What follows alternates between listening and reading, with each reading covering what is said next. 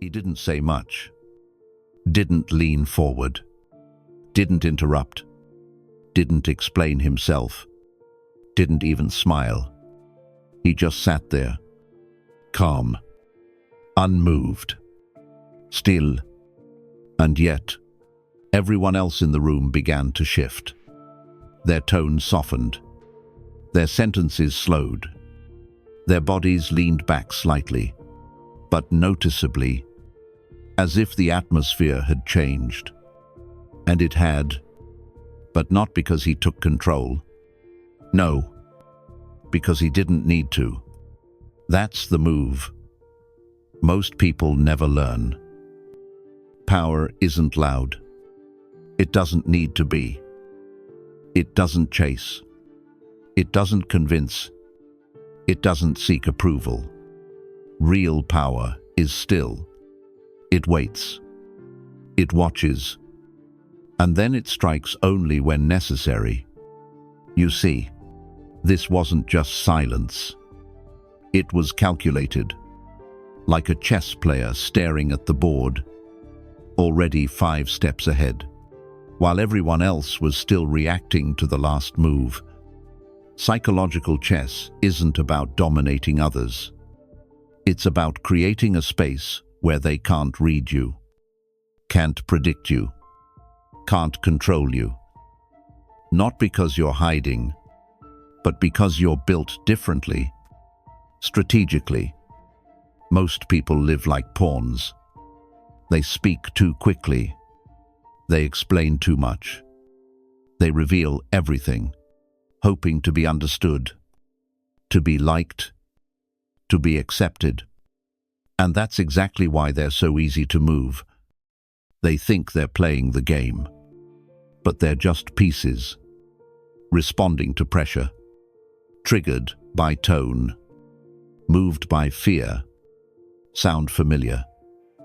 Maybe it was in a relationship, when someone pulled back and suddenly you were the one chasing. You lost sleep, lost clarity, because their silence said more than your words ever could. Or maybe it was at work, a meeting, a negotiation. You made your point, but the one who said nothing walked out with more influence than anyone else in the room. It happens in families too. One pause, one glance, and the entire energy shifts. Why? Because the person who controls the pace controls the frame. That's what this is. Psychological chess. Not a game of power versus weakness, but of calculation versus emotion, strategy versus reaction. You've been in this game, but until now, you didn't know the rules. So here's the real question. What if you could be the one setting the board? What if you didn't have to raise your voice to take up space? What if you didn't have to explain to be understood? What if silence became your strongest message and restraint? Your greatest move. That's the path we're about to walk. This isn't for the loud. This is for those who are done being predictable, done being moved by others, and ready to become the one they can't read anymore. If you're tired of being read, subscribe now. Because this isn't just content. It's the blueprint to becoming unreadable.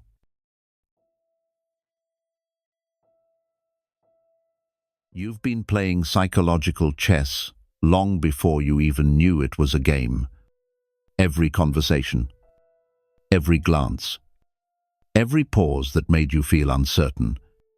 It was never random. It was never neutral. It was a move. And you were on the board. But here's the thing. Most people never realize they're playing. They just react. They respond. They try to win attention, approval, control. But none of that works when you don't even understand the rules. The real players, they don't speak much. They don't interrupt. They don't try to be liked. They observe. They calculate. They position themselves while everyone else rushes to be heard. In this game, the loudest person loses positioning because noise reveals intention, and intention, when exposed, becomes weakness. The ones who win, they hide their hand.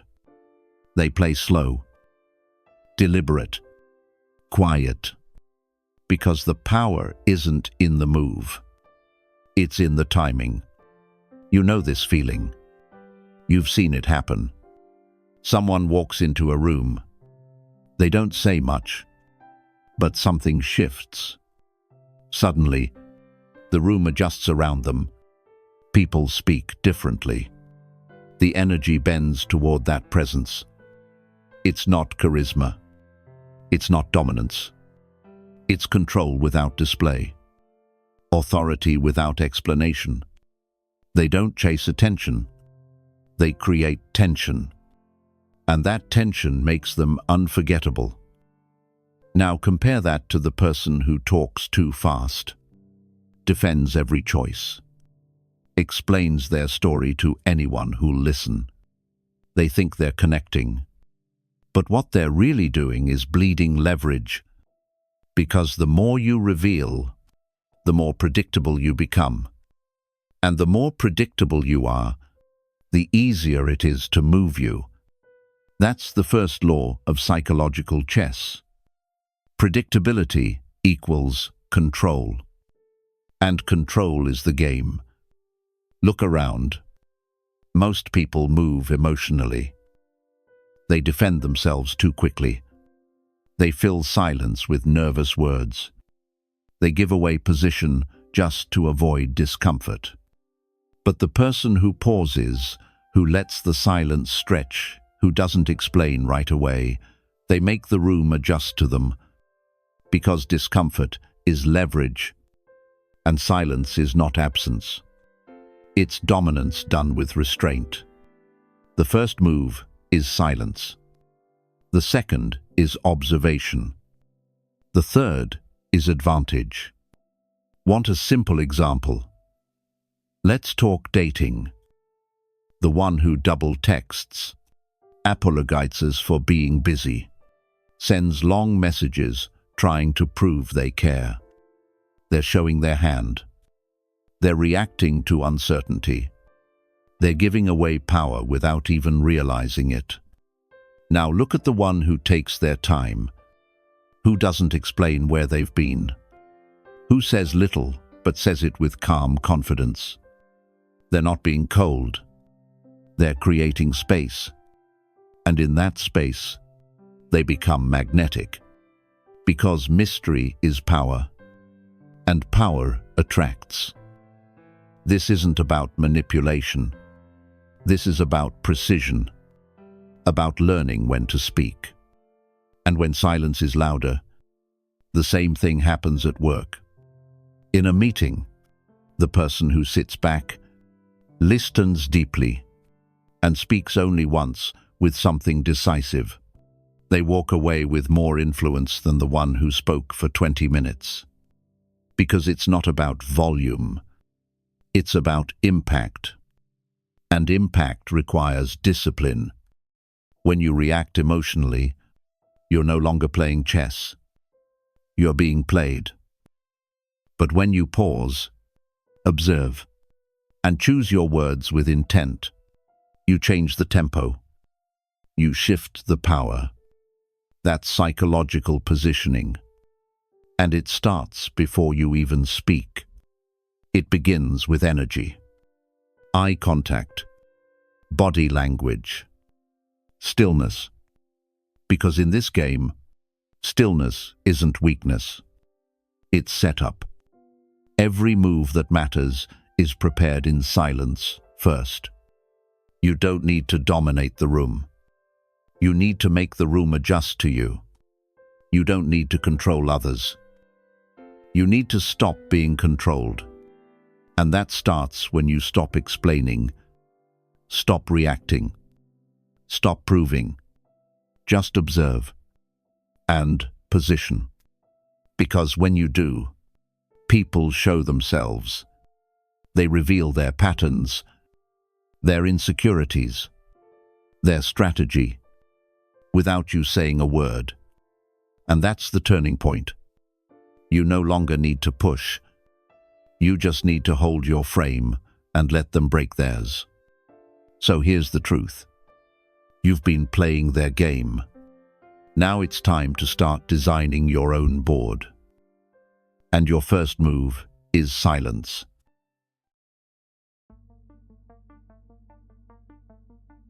You've entered the game. Now you stop playing like everyone else. You stop reacting. You stop explaining. You stop giving people access they haven't earned. Because now, you're not just part of the board. You're shaping it. And here's where real power begins. Not with dominance. Not with aggression. But with illusion. Psychological chess isn't about showing strength. It's about showing just enough weakness to make others think they're winning. You let them believe they're getting closer, that they're inside, that they've pierced something soft. But you let them in on your terms, not theirs. This is emotional misdirection. You give them a version of vulnerability, one that's calculated, controlled, intentional. You don't reveal, you curate. A story from your past, carefully chosen. A pause in your voice, placed with precision. A moment of eye contact, just long enough to suggest something unspoken. It's not a leak. It's bait. Because when people feel emotionally safe, they let their guard down. They speak more. They show more. They expose what matters. And while they think you've opened up, you've done nothing but shift their focus. They're looking at what you gave them, not at what you're doing, not at what you're holding back. That's misdirection. It's not hiding. It's shaping perception. Let's make this clear. There's a difference between being vulnerable and using vulnerability with intent. The first is emotional release. The second is emotional leverage. And that difference is everything. Let's go deeper. Two people, a conflict, tension rising. One raises their voice, get defensive, demands to be heard. The other doesn't flinch, doesn't fight, just nods slowly and says, I hear you. Not sarcastically, not submissively, calm, grounded, controlled. That's not weakness. That's precision. Because the person who feels hurt but doesn't show, it always has the upper hand. Why? Because they haven't given you a target. And when people can't find your weak spot, they create one in their own mind. That's when the confusion starts. That's when the power flips. It's no longer about who's right. It's about who stayed still. And the one who stays still controls the narrative. Most people try to win with emotion. They argue harder, push louder, play it for understanding. But the moment you step back, let them project, let them speak into the void, you shift the balance. They show emotion. You show calculation. And now, you're not in the fight. You're watching the fight from outside the ring. Here's a truth. Most people never learn. Emotion is not weakness. Uncontrolled emotion is. But emotion with structure, that's strategy. So when someone tries to provoke you, trigger you, pull a reaction from you, let them. Let them play the move they think will break you. And when it doesn't, they will start to doubt their position. They'll start questioning their tone. Their confidence will fracture, just slightly. But that's all it takes. One crack, one hesitation, one moment of uncertainty. And that moment is leverage. Let them see what they expect. Then shift just slightly. Enough to confuse them. Enough to make them chase clarity. While you stay right where you are, you don't give them closure. You don't give them explanation. You don't give them a full emotional blueprint. You give them just enough. That's all they need to feel involved. And all you need to stay in control. Let me make it practical. You're in a relationship. They expect a reaction. They say something cutting, something passive-aggressive, something designed to get a rise out of you. Instead of defending, you pose. You look at them, calm, centered, maybe even a half smile, and you say nothing, not to punish, not to manipulate, but to remind them you don't dance to emotional noise. You operate in silence, in signal, in structure, that psychological stillness. It doesn't win battles. It ends them before they begin. Because most emotional attacks rely on rhythm. They expect you to push back. But when you don't, they stumble. And when they stumble, you gain space. Space to think, to maneuver, to decide. That's where power lives. Not in control over others, but in control over yourself, in the moments designed to destroy it. And when you master that, people can scream, cry, accuse, threaten, but they can't move you, because you don't react. You respond when you choose to, and only if it benefits you. If you're starting to see the board, you know what to do. Subscribe. We're not even at the middle game yet.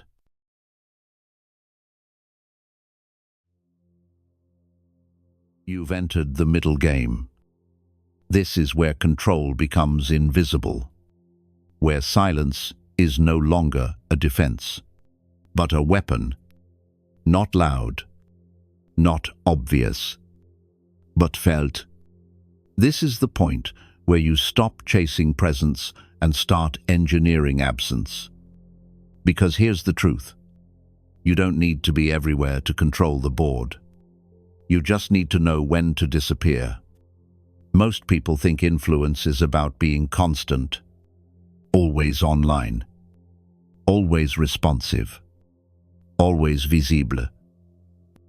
But in psychological chess, your power is in being missed, in being removed just long enough to create discomfort, intentional absence, chosen silence.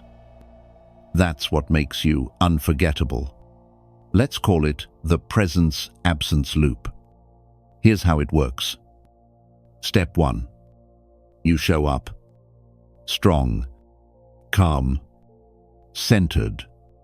You speak less than expected, but with clarity. You don't demand attention. You command it. You create a subtly emotional imprint. Nothing over the top. No performance. Just pure, undisturbed presence. Then you vanish. No explanation. No announcement. No dramatics. You simply step back, withdraw, fade. And that's when the loop begins. Because now, they feel something missing. But they don't know exactly what. They replay your words, your tone, your stillness. They overthink the silence. They check your profile. They reread old messages. They fill in the blanks with their own projections. And here's the genius of it. The more they guess, the more power you gain. Because now, their attention is moving, but your energy isn't. You've become a fixed point in their mental space. A quiet weight they can't ignore. It's not ghosting. It's positioning. You're not running. You're making space. You're creating demand through removal. Let's make this real. You have a friend. They're usually online. Always posting. Always visible. Then suddenly, they disappear. No updates. No selfies. Nothing. 2 days go by. Then 5. Then 10. No trace. No story. And without meaning to, you start wondering, where'd they go? Are they okay? What happened? You check their page more than usual. You think about moments you hadn't thought about in months. Why? Because absence forces reflection. It creates space. And space invites obsession. But only if your presence had weight to begin with. That's key. You can't disappear if you never left a mark. This is why Stoicism pairs perfectly with psychological power, because the Stoic doesn't cling, doesn't chase, doesn't overexpose. He appears when needed and withdraws when complete. He says less, feels fully, but reveals selectively. And when he steps away, people feel the void, even if they don't admit it. As Marcus Aurelius once wrote, the value of a man resides not in what he gives, but in what he refuses to give away. Power isn't in being loud. It's in knowing when to vanish and let the silence do the speaking. In relationships, the person who pulls back first often gains psychological dominance. Not because they're playing games, but because they're breaking rhythm. See, most people are addicted to availability. They want constant access, instant feedback, endless reassurance. But when you remove yourself from that cycle, even temporarily, you break the dependency loop. They begin to crave what they once expected. They begin to notice what they once ignored. You shift from common to rare. And in the psychology of power, rarity equals value. This doesn't mean you isolate. It means you move with intent. You show up when it matters. You pull back when it counts. You don't explain your silence. You let them interpret it. And interpretation always leads to emotional investment, because uncertainty is sticky. The brain doesn't like blanks, so it fills them over and over, until you live rent-free in their subconscious. That's the middle game. You don't attack. You don't explain. You don't react. You remove and wait. You let them miss you. Not because you're absent, but because you were present enough to leave a mark. Presence, absence, presence again. Each time stronger, each time keener, each time deeper. That's the loop. That's the leverage. You become the rhythm they can't replicate, the silence they can't replace. Power isn't being seen. It's being sensed, even when you're gone. So remember this. The strongest move is sometimes stepping back, not to retreat, but to be chased.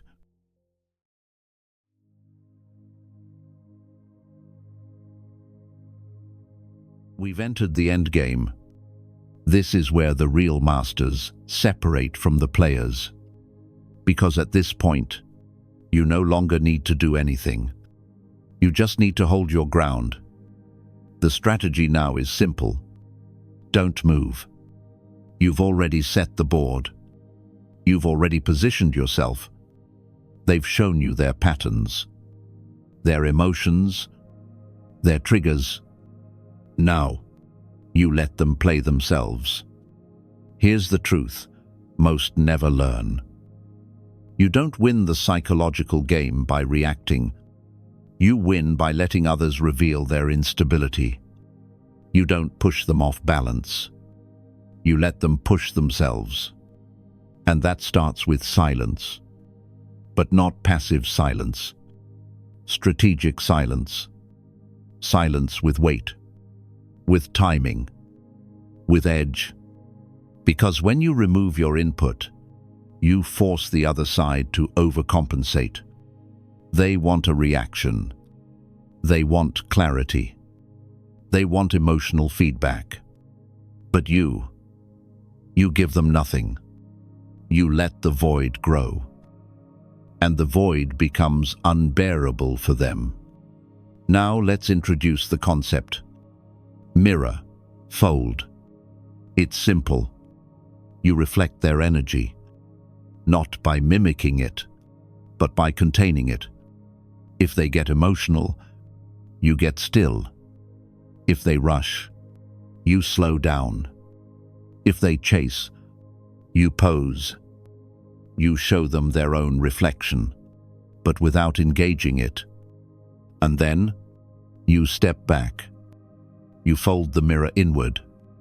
You disappear. And they're left with themselves. That's where the game collapses. Because most people can't sit with their own energy. They need someone to carry it, to receive it, to react to it. You've become their emotional mirror. But when you remove yourself, they implode. That's the moment of psychological checkmate. No threats, no manipulation, just stillness and precision. Try this. Next time someone texts you, especially in a moment of tension or uncertainty, don't reply. Not right away. Not in anger. Just hold. Wait. 24 hours. Then 48. And watch. Their messages change. The tone shifts. Confusion grows. They might ask again, then explain, then get upset, then soften. It's not about ignoring. It's about watching the spiral they create on their own. Because when you remove pressure, they apply it to themselves. And that's when you know you've already won. This isn't about power games. It's about emotional precision. You don't disappear out of fear. You step back with clarity. You don't ghost. You calculate space. You know exactly when your absence creates more impact than your presence ever could. And most importantly, you know when to fold the mirror and let them sit in the silence they created. There's something deeply stoic about this. Marcus Aurelius never chased validation. He never explained himself. He stayed with his principles while others collapsed, trying to decode him. That's the art. You don't give them a clean narrative. You give them silence and let their mind fill in the rest. And the mind always fills it in with fear, doubt, longing. That's how attention deepens. Not by adding noise, but by removing signal. Less becomes power. Absence becomes clarity. Stillness becomes pressure. Because here's what happens in the endgame.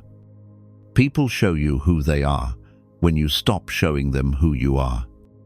You remove the mirror, and they lose their sense of control.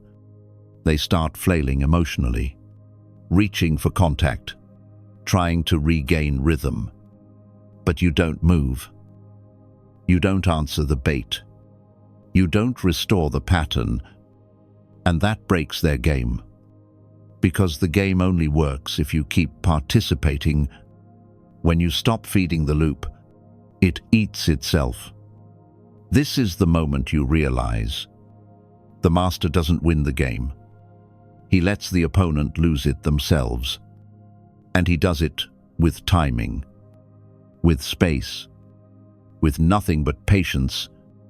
So now, you've arrived. You're not reacting. You're not correcting. You're not over-explaining. You've pulled back, and they're chasing a ghost of you they thought they understood. That's not cruelty. That's design. Because in the end, the strongest position is the one no one can reach. And you've become untouchable.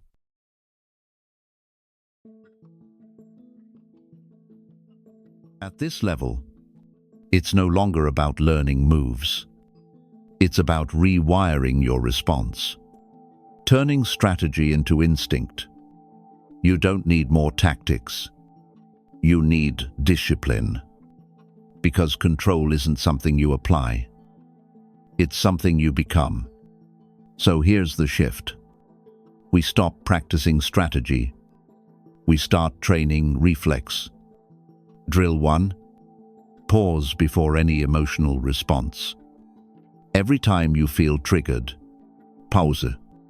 3 seconds. No words. No defense. No expression. Just silence. Let the moment pass through you without becoming you. Over time, this becomes your baseline.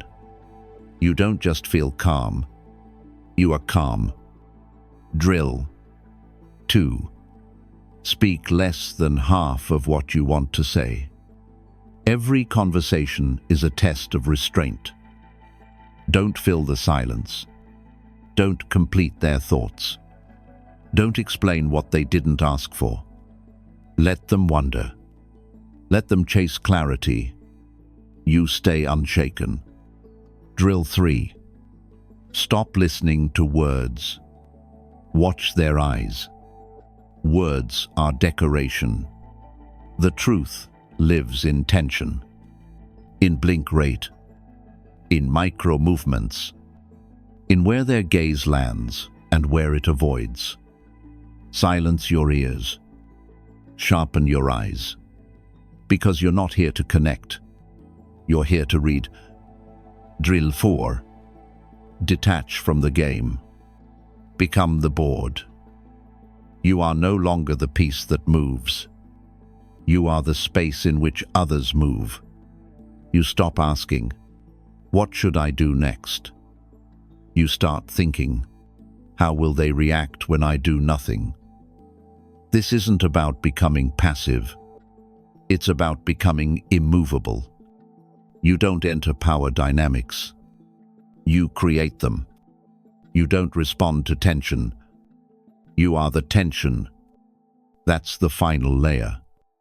You're not a player anymore. You're not even the opponent. You're the design, the tempo, the unseen force that shapes every decision around you.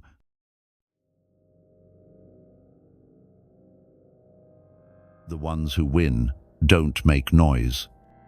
They don't celebrate too soon. They don't explain how they got there. They simply position and let the silence speak. Because when your presence is calculated and your absence is remembered, you no longer need to prove anything. You're not seeking victory. You're building inevitability. And the moment they start reacting to your stillness, you've already shaped the outcome. You didn't need to raise your voice, didn't need to win the argument, didn't need to convince anyone of your value. You just stayed, composed, unmoved. When they don't know what you're thinking, they project their own fears onto you. And those projections, that confusion, that weight, that's what gives you control without ever lifting a finger. You've reached the level where power isn't performed. It's absorbed. But this is just the beginning. Because the next move isn't on the board. It's in the frame. The unspoken rules. The invisible structure. The mental space where control either collapses or crystallizes. The next video unlocks that. Strategic frame control. Make them enter your reality. Not by force, but by design. If you're ready to master more than just moves, subscribe. Because we're not here to play. We're here to reprogram the entire game.